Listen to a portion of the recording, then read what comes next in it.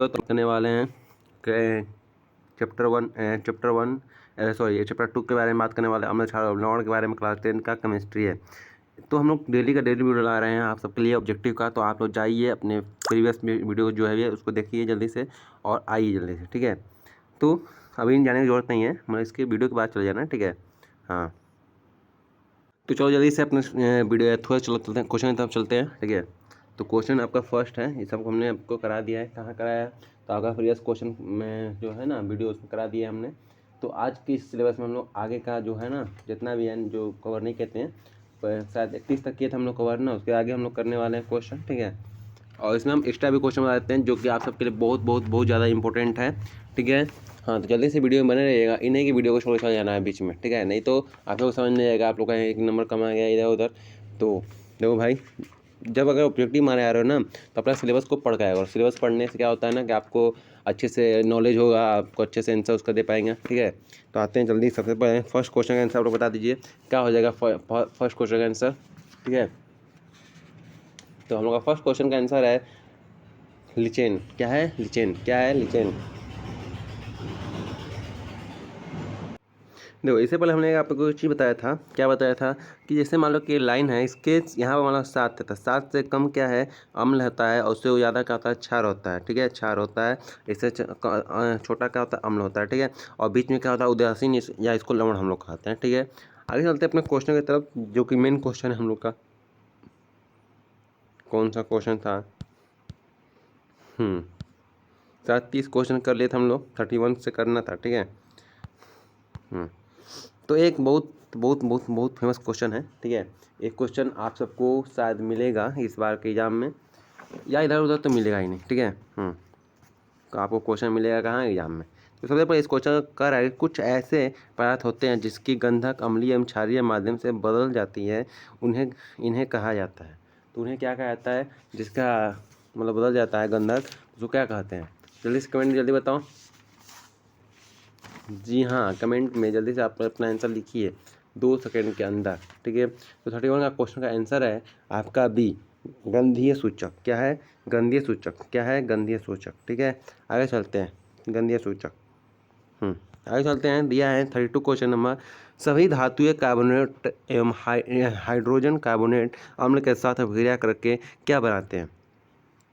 मतलब कह सभी धातुएं कार्बोनेट और हाइड्रोजन कार्बोनेट के साथ अम्ल के साथ अभिक्रिया करके क्या बनाता है?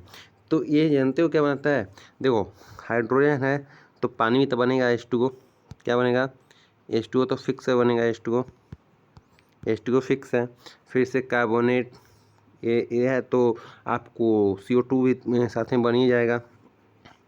तो कार्बन डाइऑक्साइड हो गया, जल हो गया, तो संगत लवण एक बचे रहा, वो भी बन जाएगा। जब 2 ऑप्शन हो गया तो इनका होगा ऑप्शन सभी हो जाएगा। आगे चलते हैं, कह रहा है 33 क्वेश्चन नंबर। 33 क्वेश्चन नंबर कह रहा है सभी अम्लों के लिए में सभी अम्लों में कौन सा तत्व पाया जाता है? तो एक क्वेश्चन देख हमको एक और क्वेश्चन याद आ गया, जो कि बहुत इंपॉर्टेंट क्वेश्चन है, वो आता ही आता है, ठीक है। तो क्वेश्चन है कि जल में घुलनशील भस्म को क्या कहा जाता है? जल में घुलनशील भस्म को क्या कहा जाता है? तो देखो, कोई भी भस्म या क्षार हो ना, जल में घुला या कहीं बाहर हो, उसको क्षार का क्षार ही कहते हैं, ठीक है। अब तुम देखो, तुम अपने को देख लो, तुम पानी में रहो तब मान लो आर्यन हो तो आर्यन कहलाओगे, अगर पानी से बाहर हो तो आर्यन रहोगे ना। तो आगे चलते हैं हम लोग, ठीक है। तो ये देखो, ये करा है कि इसका आंसर क्या होगा? 33 का आंसर हो जाएगा आपका हाइड्रोजन। क्या होगा? हाइड्रोजन, ठीक है। तो आते हैं 34 क्वेश्चन नंबर, हाइड्रोजन युक्त सभी यौगिक होते हैं। हाइड्रोजन युक्त सभी यौगिक होते हैं। तो ये हो जाएगा आपका अम्ल। क्या हो जाएगा? अम्ल हो जाएगा। क्या हो जाएगा? अम्ल हो जाएगा। अम्ल क्यों हो जाएगा? क्योंकि यहाँ हाइड्रोजन युक्त सभी यौगिक क्या होते हैं? अम्लीय होते हैं, ठीक है। आगे आते हैं 35 क्वेश्चन नंबर, जल में घुलनशील क्षारकों के बारे में क्या सत्य है? जल में जब पानी में जब क्षार घुल जाता है तो उसके बारे में क्या हम लोग इसमें सही बात क्या लिखा गया है, ठीक है। तो इसमें लिखा गया उसे क्षार कहता है। अभी बताएं हम आपको हम अभी बताएं ना, कुछ उसे क्षार कहते हैं, जल में घुलनशील भस्म को क्षार कहते हैं। एक क्वेश्चन आपको हम पहले से ही बता चुके हैं, ठीक है। इसका स्वाद कड़वा होता है, आपको पता है, क्षार का स्वाद कड़वा ही होता है। इसका प्रकृति संक्षारणीय संक्षारक होता है, तो आपको पता ही है। तो आंसर क्या हो जाएगा? सभी हो जाएगा। क्या हो जाएगा? सभी हो जाएगा। आंसर क्या हो जाएगा? सभी हो जाएगा, ठीक है। आंसर सभी हो जाएगा। आगे चलते हैं 36 क्वेश्चन यहाँ पर कि पीएच में पी जिसका सूचक है, किसका सूचक है? ठीक है, पीएच में पी किसका सूचक है? जल्दी से बताओ। जल्दी से बताओ, जल्दी से, जल्दी से। तो इसका है पोटेंज, पुसांस के बारे में। ये पुसांस इसका मतलब है, इसका नाम क्या होता है, पी मतलब पुसांस। ठीक है, आगे चलते हैं। अच्छा, इसको देख कर आपको एक क्वेश्चन याद आया कि हमने बताया था आपको, क्या बताया था हमने आपको, कि हमने बताया था आपको कि वैसा तत्व जो क्या होता है, वैसा तत्व, हाँ, वैसा तत्व जो 7 से कम होता है, जो 7 से कम होता है, अरे यार, वैसा तत्व जो 7 से कम होता है, जो 7 से कम होता है उसे कहते हैं अम्ल, और जो 7 से ज़्यादा उसे कहते हैं क्षार। ठीक है, याद आया। और बीच वाले को लवण कहते हैं, लवण। ठीक है, अम्ल और क्षार, अम्ल और क्षार। ठीक है, इतना याद हुआ है ना आपको। आगे चलते हैं। एसिटिक अम्ल का प्राकृतिक स्रोत निम्नलिखित में से कौन सा है। तो एसिटिक स्रोत का जो प्राकृतिक स्रोत है वो है आपका सिरका। क्या है, सिरका। आगे चलते हैं। साइट्रिक अम्ल का प्राकृतिक स्रोत क्या है, मतलब किस किस खाने के पदार्थ में साइट्रिक अम्ल पाया जाता है। तो आपको पता है साइट्रिक अम्ल, साइट्रिक अम्ल कहाँ पाया जाएगा, तो खट्टे चीज़ों में पाया जाता है। तो नींबू में हो जाएगा और संतरे में हो जाएगा। आगे चलते हैं। टार्टरिक अम्ल किस में पाया जाता है, तो टार्टरिक अम्ल किस में पाया जाता है, ये देखो, ये अम्लों का एक पूरा एक अथवा है। इसको हम अपने पोस्ट में डाल देंगे इसको। ठीक है, जैसे कि हो गया सिरका में कौन सा अम्ल पाया जाता है, तो आप लोग बता सकते हैं सिरका में कौन सा अम्ल पाया जाता है। तो अभी बताएं ना आपको, सिरका में एसिटिक अम्ल पाया जाता है। देखो, यहाँ पर सिरका में एसिटिक अम्ल पाया जाता है। यहाँ पर साइट्रिक अम्ल कहाँ पाया जाता है, तो नींबू और संतरा में पाया जाता है, ये बताया ना।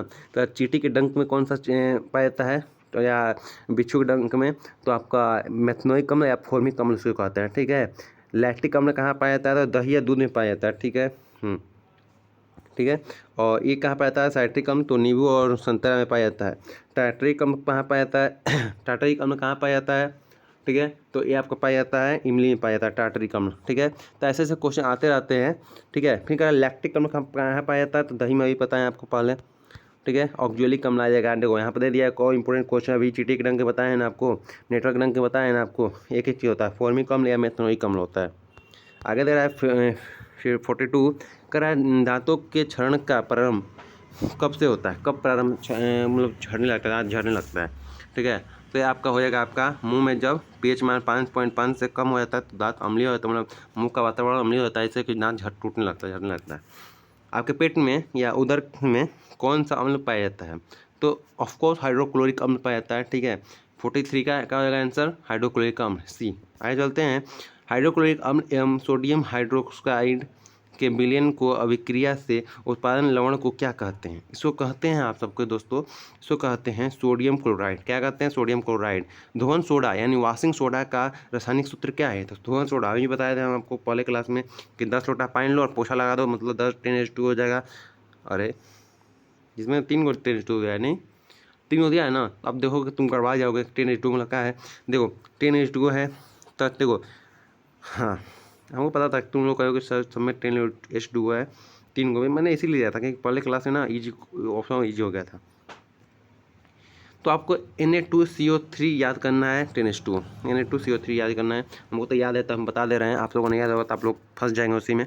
ठीक है, बेकिंग सोडा का रासायनिक नाम क्या है, तो बेकिंग सोडा का रासायनिक नाम हमने आपको बताया था। इससे पहले आपको रासायनिक सूत्र भी पता होना चाहिए। बेकिंग सोडा का सूत्र क्या होता है, तो आपका होता है, क्या होता है, NaSCO3 होता है। ठीक है, मतलब सोडियम हाइड्रोजन कार्बोनेट या सोडियम बाइकार्बोनेट होता है। ठीक है, तो कौन सा ऑप्शन आ रहा है, बी आ रहा है। तो आगे चलते हैं हम लोग। कह रहा है बेकिंग सोडा का सूत्र क्या होता है, अभी बताएं हम। बेकिंग सोडा का सूत्र NaSCO3 होता है। आगे चलते हैं।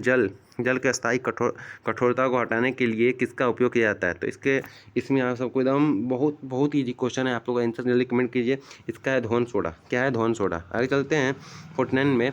सोडा अम्ल अग्निशामक में किसका उपयोग किया जाता है, तो इसका आंसर क्या होगा, तो इसका आंसर होगा सोडियम हाइड्रोजन कार्बोनेट, वही NaSCO3। ठीक है, वही। आगे चलते हैं। सल्फेट अर्ध हाइड्रेट का अन्य नाम क्या है, इसका नाम क्या है, इसका नाम है आपका प्लास्टर ऑफ पेरिस। क्या है, प्लास्टर ऑफ पेरिस। ठीक है, इतना इम्पोर्टेंट क्वेश्चन है। तो प्लास्टर ऑफ पेरिस याद रखना, नाम भूलना मत, ठीक है। तो आप सबसे क्वेश्चन पूछना रहता है, सबसे मतलब ना सबसे प्रबल लवण कौन सा है, तो NaCl होता है, आपको पता ही होगा।